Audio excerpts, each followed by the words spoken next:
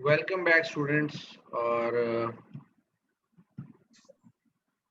okay, what we have here.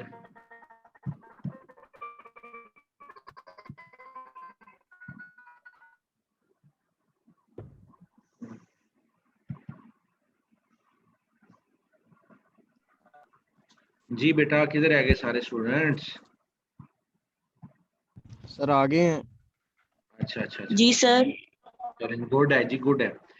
अच्छा जी, वो मैंने एक आपको ओवरव्यू दे दिया है कि हमने क्या क्या चीजें इसमें करनी है।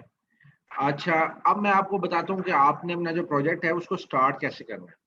स्टार्ट में right now for the first week अभी आपने जी बेटा, जी बेटा, बेटा आपकी आवाज बिल्कुल भी नहीं आ रही।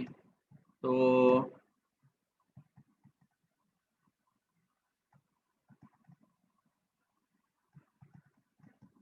खैर छोड़े जी, आवाज नहीं आ रही तो हम कंटिन्यू करते हैं। बाकी स्टूडेंट्स किधर गए? जी रुखसाना, अच्छा ठीक है जी। आयशा, अब्दुल रहमान, जी सर। मोहम्मद रहमान, जी सर। जी कुछ बात करनी, मैंने कहा कुछ बात करनी है आपने? No sir. अच्छा, लेट्स स्टार्ट जी। आज से आपका कोर्स ओरिजिनली बना दिया स्टार्ट सर, हो रहा है। बना दिया। Okay okay okay okay. अच्छा जी, अगर देखें, मैं अगर आपसे कहूं कि आप गाड़ी चला रहे हैं और आपका जो डैशबोर्ड है उसमें जो मीटर्स लगे हुए हैं वो आपको क्या चीज़ बता रहे हैं? मेरा सवाल है आपसे कि जब आप गाड़ी चलाते हैं तो आपका जो मीटर है गाड़ी का वो आपको क्या क्या चीज़ें बताता है? सर स्पीड बताता है, वो स्पीड बता रहा है, आरपीएम बता रहा है, फ्यूल बता रहा है, गाड़ी हॉट हो रही है कि नहीं बता रहा। यही यही चीज़ें है ना? ठीक है। जी सर बिल्कुल। स्पीड का फायदा क्या है आपको? अगर स्पीड बताएगा तो आप स्पीड क्यों मालूम करना चाहते हैं? स्पीड मालूम करने की क्या रीजंस हैं? सर किसी एक्सीडेंट से बचने के लिए।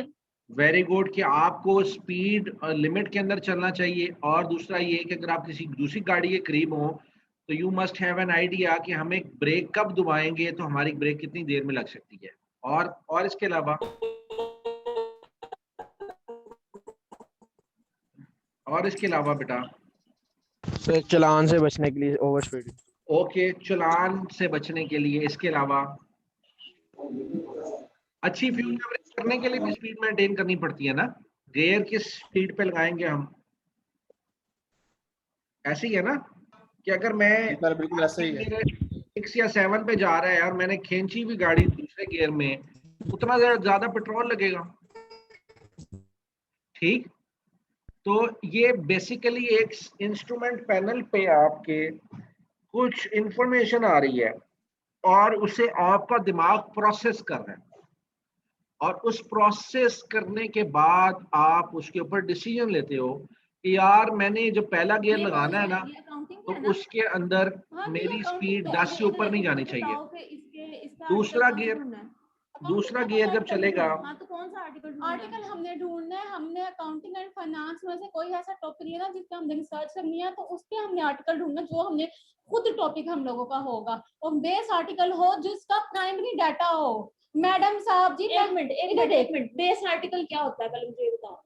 आर्टिकल ले लेना ये बस, क्या चीज ये है? लड़ाई उसमें होगी ये इसमें हम डाटा लेके सर ये किसकी सर लड़ाई होगी? कजने लड़ हाफिजा पड़ी हैं आपस में। शाजिया, हाफिजा इंग्लिश वालों शाजिया, ने किया हुआ है, एमफिल किया हुआ है। अच्छा, नाम बताओ, हाफिजा नाम बताओ। शाजिया। मैंने कहा सर वो आर्टिकल प्लाट पे है अकाउंटिंग के प्रोजेक्ट सर की। कजने लड़ मिस पड़ी ने हैं। ना बहुत ज्यादा खतरे में डाला हुआ है ना सबको। शाजिया, मैंने कहा कि मैंने पूछा ना कि ये कैसा शाजिया स्पीकर ऑफ कर दिया आपने माइक की जगह पे। आप सेकेंडरी लो, प्राइमरी सर डाटा आपको ही नहीं, करना आपको पड़ेगा जरा खुद ही। कर दिया उसको। हाँ जी, चले, ये तो इन्होंने तो अभी बर्तन उठा लेने थे और शुरू हो जाना था एक दूसरे के साथ। सर एंजॉय कर रहे थे, सुनने दे। भाई बात ये नहीं एंजॉय इतना ज्यादा नहीं ना करना हमने, हम जो है असल में आज देखिए मुझे पता है मैंने आपको कोर्स कंप्लीट करवाना है, तो आई नो कि हमने बहुत मेजर काम जो है ना आज कंप्लीट कर लिया। अच्छा, असल में जो आज हमने काम कंप्लीट किया ना, उसमें आपको एक चीज बताऊं कि हमने एक लाशौरी तौर पे चीज एक सीख ली है कि हमने कंपनीज जो लेनी है ना वो सेम इंडस्ट्री की लेनी है। हम कोई कंपनीज डिफरेंट इंडस्ट्री की नहीं ले सकते, आपस में कंपैरिजन उनका बनता नहीं है, और अगर हम उनका कंपैरिजन करेंगे तो हमारे जो भी रिजल्ट आएगा वो गलत आएगा। ठीक है, तो ये चीज हमने बाय डिफॉल्ट सीख ली कि जिन कंपनीज को हमने कंपेयर करना है they must be of the same industry. ठीक है, बाय डिफॉल्ट हमने ये चीज सीख ली है। अब अगर कहीं मैं सवाल आपको दे देता हूँ या आपको सवाल आ जाता है कि आपने रेशो एनालिसिस करना है और एक कंपनी कोई और है, कंपनी कोई और है, आप इनका रेशो एनालिसिस करें, आप कहेंगे भाई जनाब हो ही नहीं सकता, सेम इंडस्ट्री की नहीं है, हम कर ही नहीं सकते, बात खत्म हो गई, उठाओ अपनी कंपनियां ले जाओ, निकलो यहाँ से। कोई ऐसी कंपनियां लेके आओ जो कि सेम इंडस्ट्री की हो। जब आप ये बात करेंगे अगला कहेगा वाह यार इसने तो वाकई बड़ा जबरदस्त सीखा हुआ है, और obviously you will be confident enough कि आप उसको बता सकें कि आप बहुत अच्छे तरीके से फाइनेंशियल स्टेटमेंट एनालिसिस कर सकते हैं। Let's come back to the car. हम उसके अंदर सीख रहे थे कि गाड़ी के अंदर अगर हम एक स्पीडोमीटर को हम देख रहे हैं और आरपीएम को देख रहे हैं तो हम क्या क्या डिसीजन ले सकते हैं। देखें जी, accounting is the language of business. Accounting ने की जो फिगर्स आती हैं आपके सामने निकल के, उन्होंने खुद आपसे बातें नहीं करनी, you have to make sense out of it. आप उन फिगर्स को देखोगे और उसके बाद उन फिगर्स को देख के आप कोई उस फिगर का मतलब निकालोगे। मैं अब आपसे ये कहता हूं कि यार मेरा जो इलेक्ट्रिसिटी के बिल आया है मेरी कंपनी का, वो 2 लाख रुपए आया है। ठीक है, इटसेल्फ ये 2 लाख रुपया अगर रेगुलरली पिछले साल का भी 2 लाख रुपया आया है या पिछले महीने का भी 2 लाख रुपया आया है और कॉन्टिन्यूसली 2 लाख रुपया ही आ रहा है, तो इट्स ये नेग्लिजिबल है, इसको हम फिगर को हमने गौर करने की जरूरत नहीं है। लेकिन एकदम से अगर ये बिल आ जाता है 3 लाख रुपया, तो आप सोचो कि भाई ये लाख रुपए का इस्तेमाल किधर हुआ है। You will try to find out the problem. आप उस एरिया को जाके ढूंढना शुरू करोगे कि भाई यहाँ पे कहाँ पे हमारा जो मसला हुआ है कि 1 लाख रुपया बिल हमारा कैसे बढ़ गया।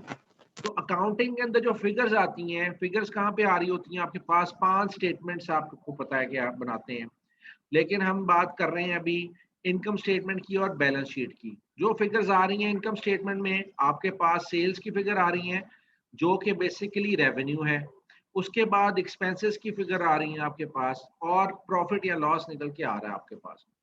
तो जो इनकम स्टेटमेंट है वो आपको बता रही है आपको प्रॉफिट कितना हो रहा है, और आपको अगर प्रॉफिट नहीं हुआ तो लॉस आपको कितना हुआ है।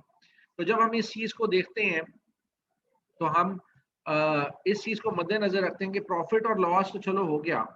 अब अगर हमारा प्रॉफिट हुआ है तो पिछले साल हमारा प्रॉफिट था 1 लाख रुपया और इस साल हमारा प्रॉफिट है 80,000 रुपया, तो वजह क्या बनी कि हमारा प्रॉफिट 20,000 कम हो गया। हमारा प्रॉफिट है 20% जो है वो पिछले साल से कम हो गया। हालांकि अगर आप बिजनेस कर रहे हैं और वो स्टेबल बिजनेस है तो उसको एक परसेंटेज से ग्रो करना चाहिए, आगे की तरफ जाना चाहिए, और आपको 80,000 के बजाय 1,20,000 के ऊपर आपकी प्रॉफिटेबिलिटी जानी चाहिए। लेकिन ऐसा नहीं हुआ। Then you will try to find out the reasons के why this has not happened. आप अपने एक्सपेंसेस को नोट करेंगे, आप अपनी रेवेन्यूज को नोट करेंगे कि यहाँ पे कौन सी फिगर ऐसी है जो कि आउटलायर है। आउटलायर का मतलब जो कि पहले तो एक स्टेबल चल रही थी फिगर, लेकिन वो चेंज हो गई है इस साल के अंदर। तो आप जब उस फिगर को देखोगे तो आपको आइडिया होगा कि नहीं यार, यहाँ पे हमारे एक्सपेंसेस ज्यादा हो गए हैं या यहाँ पे हमारा रेवेन्यू कम हो गया है। दो चीजें हो सकती है ना इनकम स्टेटमेंट के अंदर, या तो सेल्स रेवेन्यू डिक्रीज कर गया या आपके एक्सपेंसेस बढ़ गए। तो आप वहां से फिर उस प्रॉब्लम एरिया को पकड़ोगे और फिर आप उसको दूर करोगे प्रॉब्लम। ठीक है जी, आप लोग आइडेंटिफाई करें different needs of different users. Identify, एक सेकंड जी, ये क्या लिखा हुआ है जी, identify of user is important, identification of user is important. अच्छा, अब आपकी जो फाइनेंशियल स्टेटमेंट्स हैं वो मुख्तलिफ लोग मुख्तलिफ तरीके से इस्तेमाल करते हैं। अब जैसा कि हमने ये वेबसाइट खोली थी स्टॉक एक्सचेंज की, तो स्टॉक एक्सचेंज में अगर ये हमारे पास ये आपकी फाइनेंशियल स्टेटमेंट्स नजर आ रही हैं, तो why are we looking at the site of stock exchange? ठीक है, और हम स्टॉक एक्सचेंज की साइट पे जाके इसको क्यों देख रहे हैं? उसकी रीजन ये है कि आइदर वी आर इन्वेस्टर्स, हम इन्वेस्टर्स हैं जो कि इन कंपनीज में इन्वेस्ट करना चाह रहे हैं, और हम इसका जो है एनालिसिस कर रहे हैं, फंडामेंटल एनालिसिस और टेक्निकल एनालिसिस भी हम कह सकते हैं इसको कर रहे हैं कि इन कंपनीज में हमने इन्वेस्ट करना है कि नहीं करना। तो ये जो यूजेज है इसके हिसाब से लोग जो है फाइनेंशियल स्टेटमेंट्स को देखते हैं। मैंने जिस तरह बताया था लास्ट लेक्चर में कि अगर गवर्नमेंट ऑफिशियल्स हैं तो वो अगर के कंपनी की फाइनेंशियल स्टेटमेंट्स देख रहे हैं तो वो क्यों देख रहे हैं कि इस कंपनी का टैक्स इसने सही भरा है कि नहीं भरा, टैक्सेशन इसकी ठीक हुई है कि नहीं हुई, क्या इस कंपनी की तमाम चीजें लीगल हैं या कुछ इलीगल प्रैक्टिस इसने इस्तेमाल की है। उसके अलावा ऑडिटर्स इस कंपनी की फाइनेंशियल स्टेटमेंट्स को ऑडिट करेंगे, और उसके बाद आपके जो डिफरेंट स्टेक होल्डर्स हैं वो भी इस कंपनी को देखेंगे। जिस तरह बैंक्स आ गए, बैंक्स देखेंगे कि यार इसकी क्रेडिट लाइबिलिटीज कितनी है और क्या अगर हम इसको लोन दें तो हमारी लाइबिलिटी पे ऑफ कर सकता है कि नहीं कर सकता। तो there are different uses of financial statements. अच्छा जी, लेकिन इसमें हम देखते हैं कि there are three basically broad areas, एक सॉल्वेंसी है, एक स्टेबिलिटी है, एंड प्रॉफिटेबिलिटी है। और इन तीन एरियाज में से सबसे पहले सॉल्वेंसी को मैं पूछना चाहूंगा कि what do you think, solvency का मतलब क्या है, सॉल्वेंसी क्या चीज है? जी बेटा। सर जी बेटा, सॉल्वेंसी क्या है?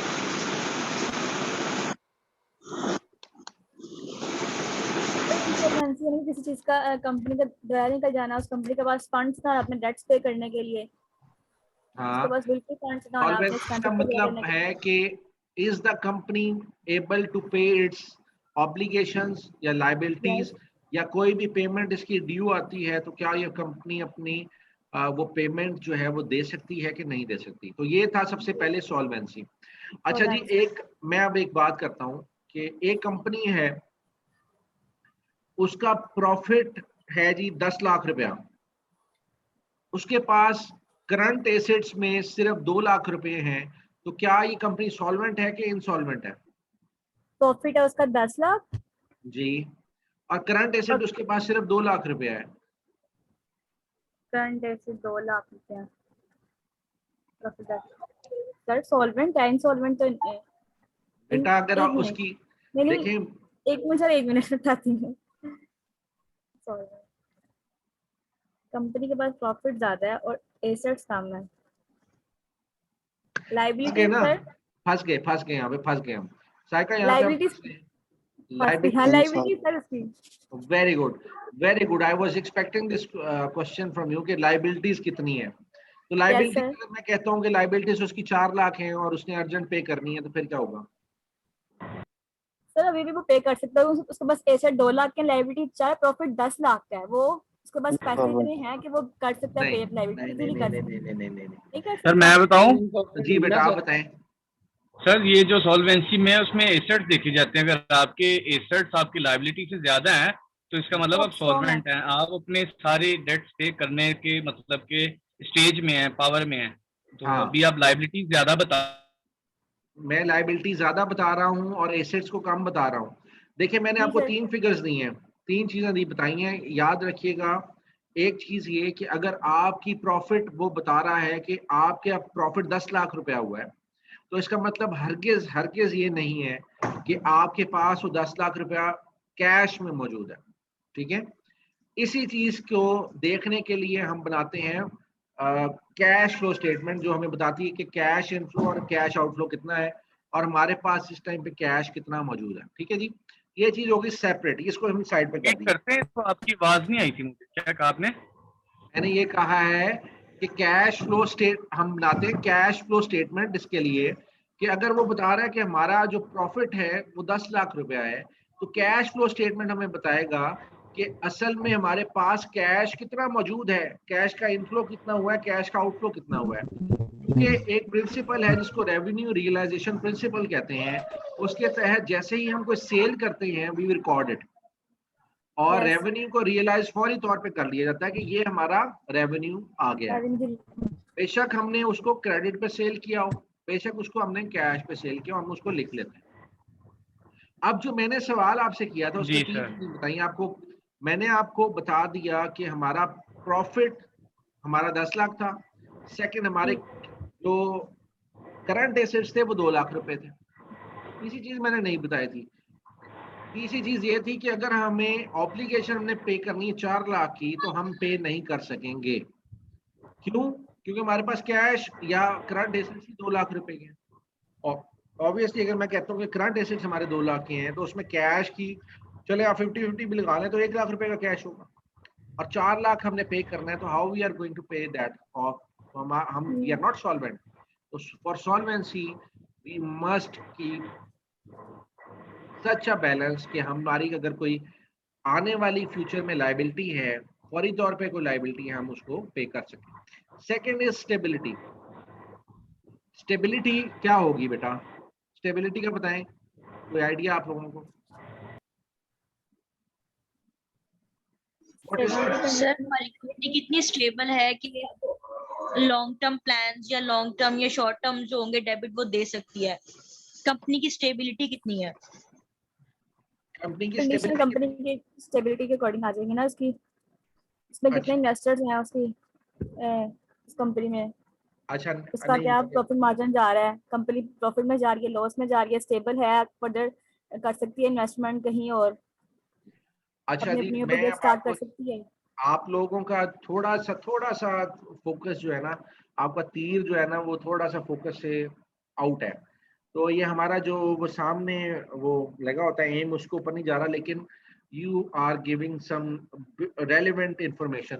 स्टेबिलिटी से मुराद ये है कि कंपनी जो आपके ऑपरेशन चल रहे हैं वो स्टेबल है कि नहीं है। जिस तरीके से अभी थोड़ी देर पहले मैंने आपको कैश फ्लो स्टेटमेंट दिखाई थी उसकी एजीटीएल की, तो उसमें एक महीने में से एक फिगर आ रहा था, अगले महीने में एकदम से जंप आके तो बहुत ज्यादा पॉजिटिव वो 7 फिगर्स में आंसर आ रहा था, फिर अगले महीने 7 फिगर्स में आ रहा था, फिर एकदम से वो नेगेटिव 7 फिगर्स में चला गया था। तो मैं कहता हूँ जी आपका पहले साल में प्रॉफिट है 10 लाख रुपया, दूसरे साल में 20 लाख रुपया है आपका प्रॉफिट, एकदम से 100% की जंप हो गई। और मैं कहता हूँ सर जी एग्जाम के बाद कंटिन्यू करें, 5 लाख रुपया हो गया, 5 लाख रुपया प्रॉफिट हुआ है, तो ये स्टेबल तो नहीं ना चल रहा, ये तो ऐसे ऐसे चल रहा है, ऐसे ऐसे इनस्टेबल है। इनस्टेबल है। तो स्टेबिलिटी होती है आपकी ये जा रही है ग्रोथ, ऐसे 10% है, 15% है, 20% है, तो एक तरह से आपका जो है ना फ्लो बन रहा है, और उस चीज को हम स्टेबल कहेंगे। और आपकी अगर आपकी बिजनेस में स्टेबिलिटी है तो आपकी जो फिगर्स हैं, लाइन चार्ट्स हैं, वो सारे आपके बेहतरीन होंगे। Third is profitability. What do you think is profitability? क्या है प्रॉफिटेबिलिटी? कंपनी प्रॉफिट जनरेट कर रही है कि नहीं कर रही, कंपनी की अच्छा। प्रॉफिटेबिलिटी रेशियो इंक्रीज होती जा रही है कि नहीं, कम होती जा रही है, यानी कि वो स्टेबल है प्रॉफिटेबिलिटी रेशियो हमारी, हर समय हमारी कंपनी प्रॉफिट जनरेट कर रही है, ये तो नहीं कि अच्छा लॉस फेस करेगी इन फ्यूचर। अच्छा, अब इसको समझना है आपको। मैं कहता हूँ जी कि एक कंपनी है, उसका 10 लाख रुपए का बिजनेस है, ठीक है, और ये 10 लाख रुपया कैपिटल है इसका, और एक कंपनी है जिसका कैपिटल है 1 करोड़ रुपया, 10 लाख 8 लाख 10 लाख 1 करोड़ रुपया, ठीक है जी। ये 10 लाख के ऊपर 1 लाख रुपया कमा रही है प्रॉफिट का, और ये 1 करोड़ पे 10 लाख कमा रही है। इनकी प्रॉफिटेबिलिटी क्या होगी, प्रॉफिट की परसेंटेज क्या है? इनकी प्रॉफिट की दोनों की परसेंटेज है 10% प्रॉफिट है, 10% प्रॉफिट है ना इसका। जी सर। दोनों की प्रॉफिटेबिलिटी है 10%। अगर मैं आपको ये Yes, कहूँ कि ये 10 लाख लगा के 1 लाख कमा रहा है, और ये 1 करोड़ लगा के 5 लाख कमा रहा है, 5, तो इसकी किसकी प्रॉफिटेबिलिटी ज्यादा है? सर दोबारा 10 लाख लगा के 1 लाख कमा रहा है। हाँ, उसकी सर ज्यादा है, 10 लाख वाले की 1 ज्यादा है। करोड़ लगा इसकी के सर ज्यादा है 5 10 लाख। लाख वाले की, सर 10 फर्स्ट वाले की ज्यादा है ज्यादा, फर्स्ट वाले की। वो तो देखा ना, ये 5% हो जाएगा। अब ये सर होगी, ये तो एक ही हो गया ना। सर क्या इसकी हो गया? ज्यादा है, ये 1 लाख डिवाइडेड बाय 10 लाख, ये क्या आ गया जी आपका? 10% आ गया।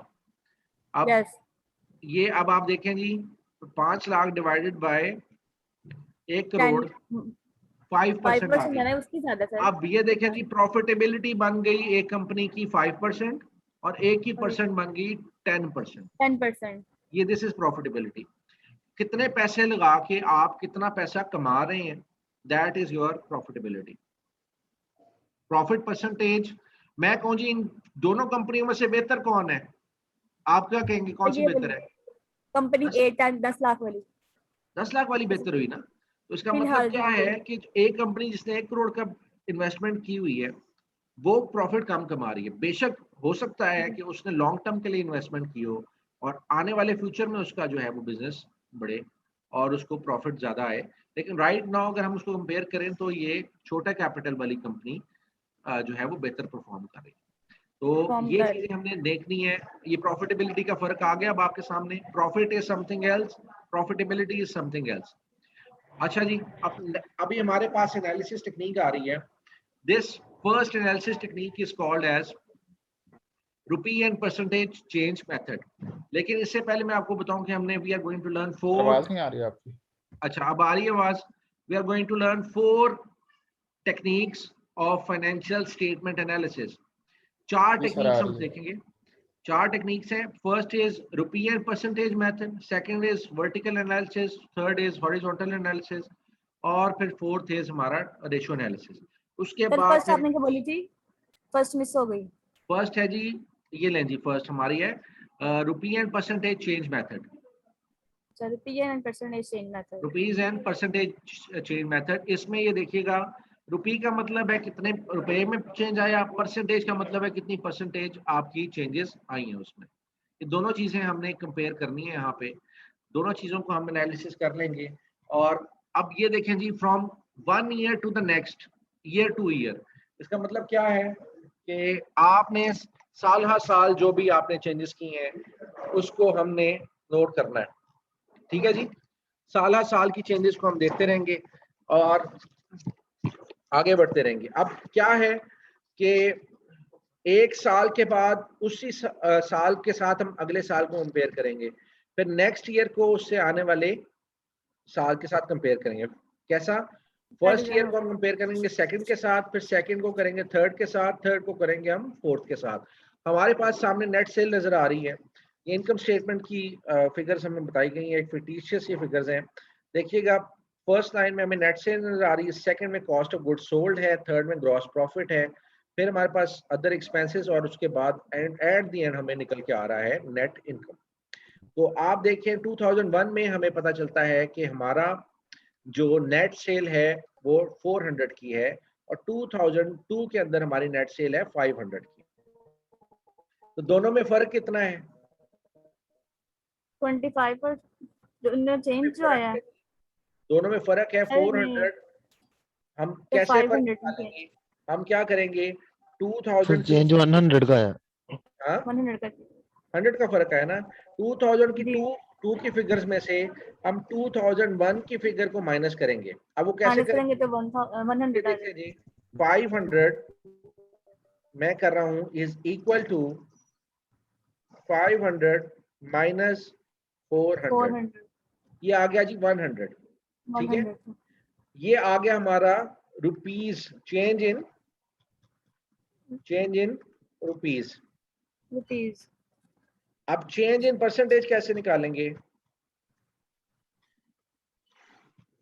तो मेरा बैग देना जरा।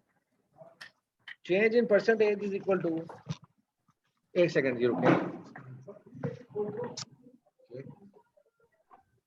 लैपटॉप लेके घूम रही है पूरी कमरे में। असल में मेहमान कुछ आ गए हैं तो मुझे जो है वो कमरा चेंज करना पड़ रहा है, रूम। तो हाँ जी ओके, तो ये मुझे शीट देना होगा। बोला देखिए वाला बिल्कुल सर मेहमान भी रहमत होते हैं। हाँ जी हाँ जी हाँ जी, मेरी रहमत है।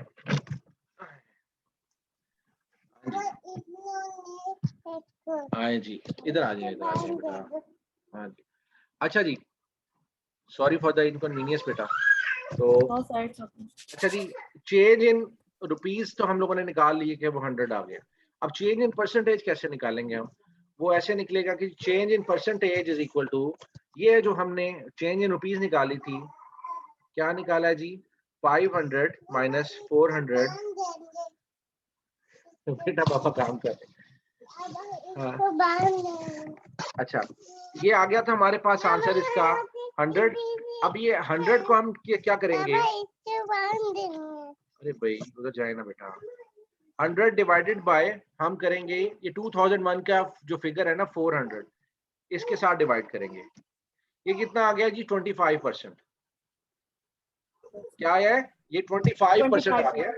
अब ये जो 25% है ना, that is our change in percentage method. ठीक है जी, फर्स्ट हमने निकाला चेंज इन रुपीस और उसके बाद हमने निकाला चेंज इन परसेंटेज। अब अगर इसका मैं फॉर्मूला लिखूं तो आप इसको समझ लें, is equal to new year minus last year figure और totally divided by last year figure. ठीक है जी, ये आपका फॉर्मूला है जी। बेटा ले लें, आप ले लें, आप ले लें, बाबू काम कर लें। चलो ABC भी ले लें। ठीक है, बच्चों की दुनिया अलग होती है जी। बच्चे जो है ना वो तंग बड़ा करते हैं, लेकिन इनके बगैर सर इन्हीं की वजह से तो रौनक है। जी जी ऐसी बात सर है ना। हम भी फाइनेंस सीख रहे हैं आपसे। मेरे से क्या सीख ले? सर हम भी बच्चे ही हैं अभी। फाइनेंशियल अच्छा स्टेटमेंट ABC। अच्छा चले, ये लें जी, new year minus last year divided by last year. ठीक है, ये आप समझ लें कि मैंने सिर्फ फिगर्स की बात की है। अब यहाँ पे हमने 500 माइनस 400 किया और उसके बाद इसको डिवाइड कर दिया हमने 400 से। अब सिंपली यहाँ पे जो भी आपको फिगर्स दी जा रही है इनकम स्टेटमेंट की, आपने हर फिगर को दूसरे फिगर से माइनस कर देना है। ये बहुत आसान काम है। कैसे आसान काम है ये देखिए जी, आपने तमाम फिगर्स डाली हैं एक्सेल शीट में। सपोज ये है जी 1000 2000 3000 300 400 500 और इसी तरीके से आपकी तमाम फिगर्स आ रही हैं। ये आपका है जी, ये 2018 की डाटा है और 2019 का डाटा आपका आ रहा है जी 2000 3000 500 5000 300,000 और ये 600, ये आपका डाटा आ रहा है। तो आप इसको बहुत आसानी से आप इसका रुपी चेंज निकाल सकते हैं। Is equal to rupee change अगर हम लिखते हैं ऊपर, यहाँ पे लिख दिया जी हमने रुपी चेंज। रुपी चेंज आ गया जी, कैसे आएगा? हम लोगों ने इज इक्वल टू 1000 माइनस किया हमने 2018 का डाटा, तो ये फिगर हमारे पास निकल आई।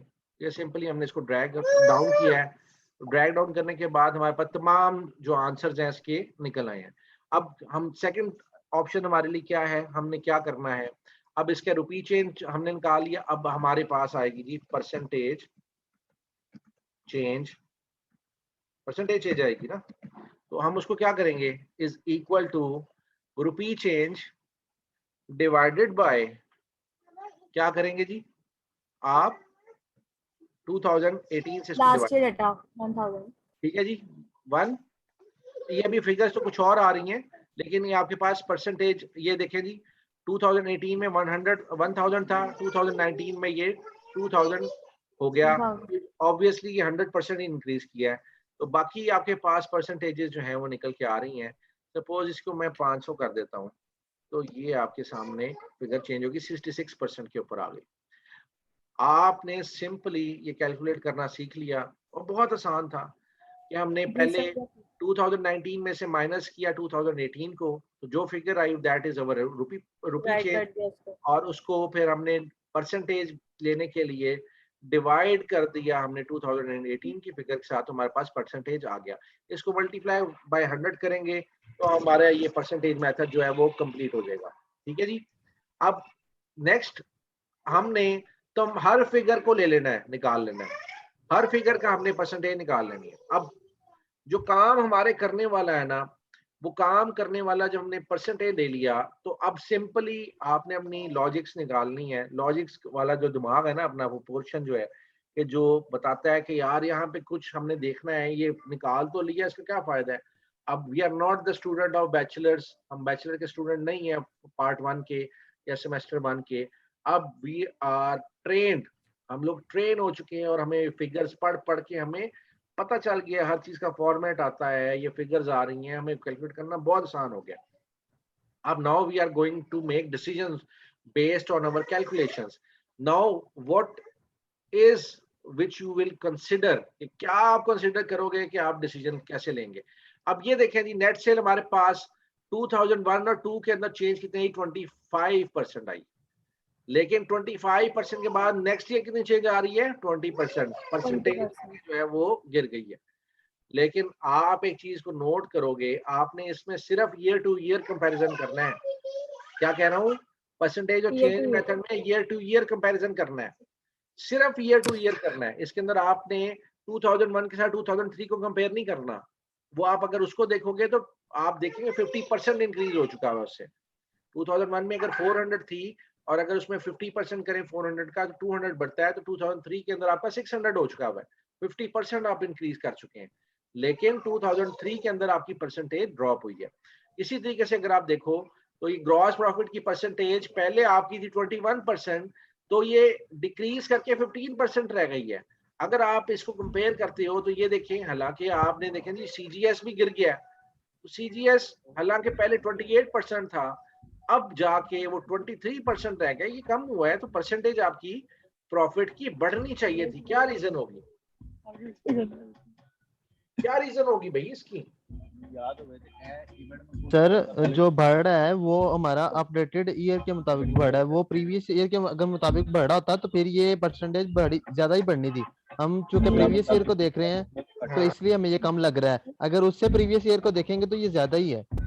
नहीं ज्यादा तो है, लेकिन देखो ना बात ये है कि ये पिछले से कम हो गया, पहले से ये कम हो गया है। जी लेकिन अगर इसको कंपेयर बिल्कुल करेंगे ना 2001 के साथ 2003 को, तो फिर तब हमें ये जो है ना फिगर जो है थोड़ा सा हिलाएंगे, क्या हो गया। खैर अभी सिर्फ आपने अपना दिमाग सिर्फ इसमें लगाना है कि यार ये हो क्या रहा है, ये होने क्या लग पड़ा है, ये चेंजेस क्यों होने लग गई हैं। आगे चलते हैं, आपने क्या करना है, जो कंपनीज आपने सिलेक्ट की हैं, तो फर्स्ट आपकी जो असाइनमेंट है, आपने कंपनीज का इंट्रोडक्शन कॉपी पेस्ट करना, कॉपी पेस्ट करो, दोनों कंपनीज को कर लो, लेकिन उसके अंदर आपने सबसे पहले एक इंट्रोडक्शन पेज लिखना है कि हम इन दो, एक इंडस्ट्री हमने सिलेक्ट किया है, उसमें ये 2 कंपनी सिलेक्ट किए हैं, और we are going to do these 4 analysis on these companies, और उसके बाद हम फाइंड आउट करेंगे। पहला एनालिसिस की टेक्निक, आपने एक्सेल की शीट बनानी है। अब इसके बाद एक्सेल की शीट के अंदर आपने कंपनी की जो फाइनेंशियल स्टेटमेंट्स हैं उनको उतार लेना है। जिस तरीके से मैंने ये फिगर्स लिखी है ना, ये 100, 200, 300, 5000, 6000, इसी तरह से आपकी पूरी इनकम स्टेटमेंट और बैलेंस शीट यहाँ पे बनी हो। ठीक है जी, यहाँ पे दोनों स्टेटमेंट्स आपकी बनी हो और उसके बाद हम आगे सारी कैलकुलेशंस जो है वो करेंगे। आगे आगे आगे आ जाए जी। Percentage change can not be computed for negative amount और zero amount in base year. याद रखिएगा, अगर आपका जो पहले ईयर की कोई अमाउंट जीरो होगी, फिगर जीरो होगी, तो आप परसेंटेज जो है वो नहीं निकाल सकते। अगर नेगेटिव फिगर भी है तब भी नहीं निकाल सकते। mere figures of rising sale are not sufficient. Look at volume of sale. आपकी सेल की फिगर को हम जो है वो दो तरीके से देख सकते हैं। या तो सेल की वॉल्यूम बढ़ गई है, या तो आपने क्वांटिटी सॉरी प्राइस आपने बढ़ा दी है उसकी आइटम की। एक सेल का रेवेन्यू किस तरीके से बढ़ सकता है कि अगर आपका रेवेन्यू पहले साल में 1 लाख रुपया था कि आपने 100 प्रोडक्ट्स बेची, सॉरी 100 रुपये आपकी प्रोडक्ट की कीमत थी और 1000 प्रोडक्ट बेची है, तो आप 1 लाख रुपया कमा लेंगे। लेकिन अगले साल क्या होता है कि आपने 1 लाख रुपया नहीं कमाया, 1,20,000 रुपया कमाया। अब 20,000 जो एक्स्ट्रा कमाया है, या तो आपने 100 से अपने प्रोडक्ट की कीमत 120 कर दी है और सेल आपने वही 10,000 प्रोडक्ट्स की हैं, तब आपका 1 लाख होगा। 1,000 प्रोडक्ट की है, तब आपका 1,20,000 बनेगा।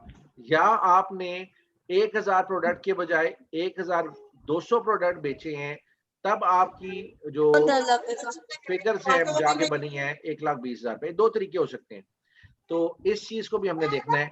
फिर उसके बाद क्वार्टरली और month. Very good, very nice बेटा, very nice, very nice, very good, very good, very nice.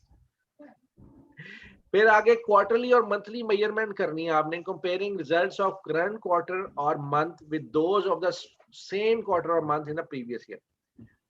जब भी हमने फाइनेंशियल स्टेटमेंट एनालिसिस करना है, तो हमने अगर साल हर साल पे कंपेयर कर रहे हैं तो फर्स्ट ईयर को सेकंड ईयर के साथ कंपेयर करना है। लेकिन अगर हम एक क्वार्टरली या मंथली कंपैरिजन करने, तो अगर हम फरवरी का महीना लिया हमने 2021 का, तो उसकी अमाउंट्स को हम कंपेयर करेंगे फरवरी के साथ 2020 के साल के जो फरवरी होगा उसके साथ कंपेयर क्या नाम है, करेंगे। उन्होंने कहा है कि आपने मेरी अचीवमेंट नहीं अभी तक मेरी टीम जी। तो हम क्या कर रहे हैं, जब कंपेयर कर रहे हैं तो सेम क्वार्टर के साथ करना है, सेम हमने मंथ के साथ कंपेयर करना है उसको। अब उसमें होता क्या है कि हमारी बहुत सी जो कंपनीज है ना, टेलीकॉम की कंपनीज, वो क्वार्टरली अपने रिजल्ट्स को ना शेयर करती हैं अपने शेयर होल्डर्स के साथ और स्टेक होल्डर्स के साथ, वो क्वार्टरली मेंटेन करती हैं। अब जिस तरह एप्पल लॉन्च होता है सितंबर में, तो सितंबर, अक्टूबर, नवंबर या दिसंबर, ये 3-4 महीने, सितंबर या अक्टूबर में लॉन्च होता है, तो ये इन 3 महीने की जो है वो रिपोर्ट बनती है। ठीक है जी। या सॉरी 4 मंथ्स की रिपोर्ट बनती है, 4 और 3 नहीं 3 मंथ्स की रिपोर्ट बनेगी। क्वार्टर जो होता है वो 4 का होता है, तो 3 मंथ्स की रिपोर्ट बनेगी। तो उसकी 2019 और 2020 के जो सितंबर से लेके दिसंबर तक है पीरियड, उसको कंपेयर करेंगे आप आपस में। उसके बाद जब नेक्स्ट ईयर आएगा तो आप ये सेम क्वार्टर को जनवरी, फरवरी, मार्च के साथ नहीं कंपेयर कर सकते। इस चीज को याद रखिएगा कि सेम टाइम ड्यूरेशन के साथ ही कंपेयर करेंगे। इसकी एक रीजन ये भी है कि बहुत से प्रोडक्ट्स आपके सीजनल होते हैं, तो जब सीजनल प्रोडक्ट को लेके आते हैं तो वो सीजन के हिसाब से चलते हैं। अगर आप कंपैरिजन करेंगे ऑफ सीजन का और ऑन सीजन का, तब भी मसला आ जाएगा। Size of base amount has to be reasonable. वो एकदम से बहुत ज्यादा बढ़ जाए या कम हो जाए तो आपकी तमाम जो आपने एनालिसिस किया रुपये और परसेंटेज मेथड, उसका जो है सत्यानाश कर देगा। जिस तरह के फर्स्ट ईयर में 1 लाख है, सेकेंड ईयर में 10,000 चला गया, तो आपने देखा 90% डिक्लाइन और उसके बाद 900% इंक्रीज हो रही है थर्ड ईयर में। तो ये चीज आपने नोट करनी है। तो बेटा आज का लेक्चर आपका इतना ही था। आपने अब क्या करना है, सिर्फ आप अपने इंट्रोडक्शन लिखना है और अपनी कंपनीज का जो इनकम स्टेटमेंट है उसका आपने रुपये एंड परसेंटेज एनालिसिस करना है। एक्सेल शीट के अंदर बना के। I would like to check it in the next class. मैं 3 या 4 ग्रुप्स की चेक करूंगा और उसके बाद फिर हम जो है वो आगे अपना लेक्चर चढ़ा लेंगे। तो this was all sir for हम लास्ट 5 इयर्स का करेंगे। लास्ट 5 ईयर का ना करें, अब लास्ट 3 इयर्स का करेंगे। Sir attendance assignment based attendance हो होगी। गई है बेटा, मैंने कर ली थी अटेंडेंस। Okay sir. ठीक है। Okay sir sir. Last year का सिर्फ इनकम स्टेटमेंट करनी है ना, लास्ट, हाँ जी, इनकम स्टेटमेंट की बात कर रहा हूँ मैं। बहुत आसान है, अगर आप फाइनेंशियल क्या नाम है बैलेंस शीट भी कर लेते हैं तो it's not a big issue. क्योंकि सर फिगर बैलेंस जिस शीट में तरह हमारे पास 2 है ना, हॉरिजॉन्टल और वर्टिकल, उसमें किसको चूज करें? बैलेंस शीट भी करें तो। हॉरिजॉन्टल और वर्टिकल अलग-अलग बैलेंस शीट नहीं है, वो अभी हमने करनी है। आपने बैलेंस शीट आपको एक ही दी होगी